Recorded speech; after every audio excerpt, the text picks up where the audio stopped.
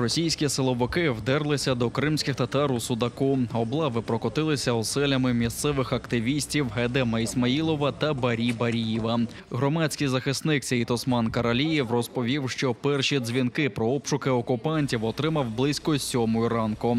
В оточенні 10 озброєних ФСБівців вивезли чоловіків до Сімферополя, буцімто на розмову.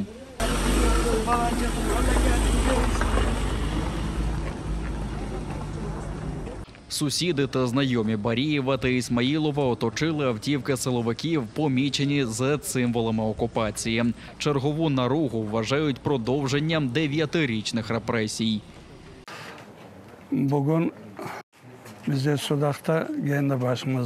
Сьогодні у нас у Судаку знову недруги вчинили замах на наш народ. Утиски не припиняються, але ми знаємо, що з волі Аллаха у кінці буде добрий результат. Вони, здається, не розуміють наслідків своїх дій. Але якщо нас буде багато і наш народ буде єдиний, ми з волі Аллаха побачимо добрі дні. Хай дарує нам Аллах терпіння.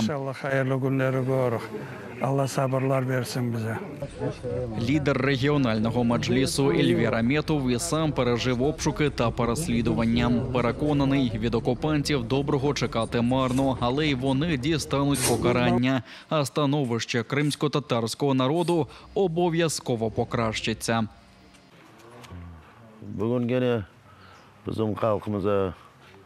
Сьогодні знову наш народ зазнав обшуків. Волею Аллаха усе зміниться, усе буде добре.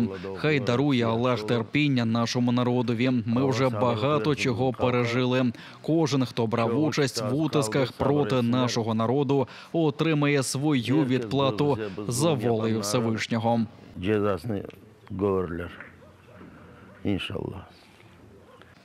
Під час обшуку у Барі Барієва та Едема Ісмаїлова російські силовики забрали всю електроніку – комп'ютери, мобільні телефони чоловіків та їхніх дружин. Окупанти божились повернути Барієва та Ісмаїлова ввечері.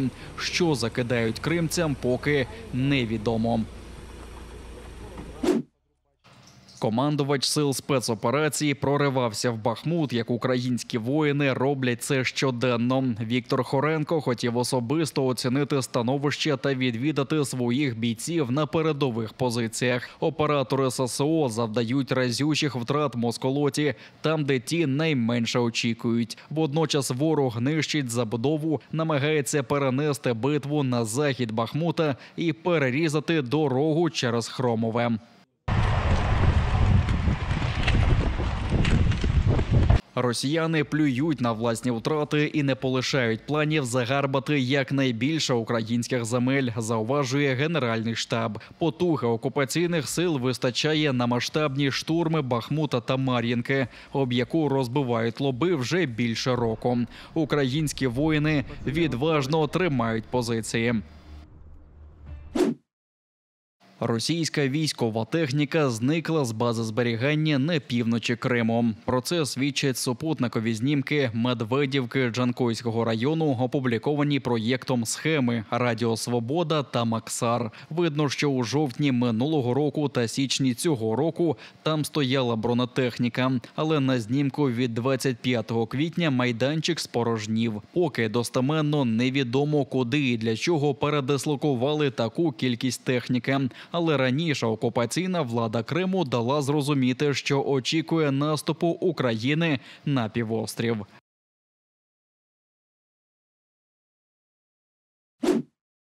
Запальний ранок в Мелітополі. Місцеві партизани знищили колаборанта Олександра Міщенка. Потужний вибух, який чули у 10 навколишніх будинках, пролунав біля під'їзду багатоповерхівки, де жив зрадник. Іронічно, на вулиці Героїв України. Ліквідацію Міщенка підтвердили й окупанти. До повномасштабного вторгнення він був начальником Приазовського відділу поліції. Після окупації не лише сам став служкою росіян, а й підбив підлеглих до зради присязі.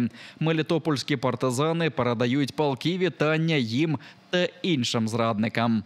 Извините за громкий звук. С утра мы убирали мусор, а именно ликвидировали Иуду, предателя Александра Мищенко, Александра Сергеевича.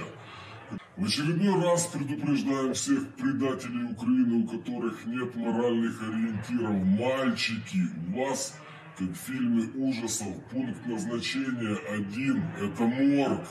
Мы вас туда, будьте уверены, отправим. Дали Буда, слава Украине! За молоддю ключова роль у реінтеграції Криму. У цьому зійшлися учасники форуму «Кримвейв» про відновлення півострова після його визволення. Одна з перших проблем – демографічна. Автентичний вигляд Криму потерпає в окупації. Кожен 10-й представник Кремля вимушено залишив батьківщину, а тотальна русифікація має на меті стерти національну ідентичність. В Криму завезли різними оцінками близько до мільйона російських громадян. Кримський півостров, притворений Росією за 9 років окупації на величезну військово-морську базу, звідки зараз здійснюється основна частина ракетних обстрілів України, представлятиме постійну загрозу Україні. Законодавці планують напрацювати освітню, кадрову, екологічну та культурну політику розвитку Криму. Для цього до комітетських і парламентських слухань долучають креативну молодь з усієї України. Цей форум дасть можливість відповісти кожній молодій людині, як вона чи він може прикладно долучитися до процесу реінтеграції. Потрібен буде такий певний офіс, який б синхронізував різні речі і фактично якоюсь простою мовою, в простому форматі давав можливість молодій людині, яка зацікавлена цією темою, побачити, ага, я можу долучитися в інформаційному плані, а можу в такому. Представники влади пояснили, що нейтралізація окупантів і відлов їхніх посіпак будуть першочерговою задачею. Наступним кроком стане верифікація документів. За 9 років окупаційна влада ухвалила більше 1 мільйона незаконних рішень. Ми їх автоматично визнати не можемо, але ми маємо продумати процедуру верифікації даних документів, поетапність верифікації таких документів. Питання майна, яке там було, або незаконно експропрійовано, або потім віддано комусь, або націоналізовано, або коли були якісь зділки між одною особою і іншою особою. Одразу після вигнання окупантів у Криму запрацюють військові адміністрації, пояснюють в Міністерстві реінтеграції окупованих територій, а потім їх замінять військово-цивільні. Тривають пошуки нових кадрів для відновлених державних структур на півострові. 91 українця врятовано з охопленого боями Судану. 64 людини вже евакуйовані до Польщі, повідомили в Головному управлінні розвідки.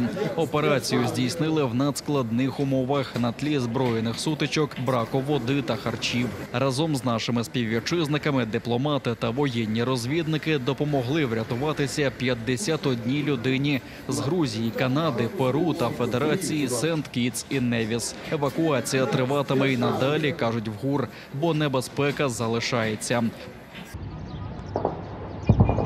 Переворот у Судані розпочався 15 квітня внаслідок розбіжностей між двома місцевими воєначальниками – генералом Абделом Фатахом Аль-Бурханом та Мухаммедом Хамданом Дагло. Бої призвели до гуманітарної катастрофи. У столиці Хартумі проблеми з водою, електрикою та пальним. Бракує ліків та їжі. В боях вже загинули понад 5000 людей і ще тисячі поранені. Країни Європи намагаються врятувати своїх громадян із буремної країни.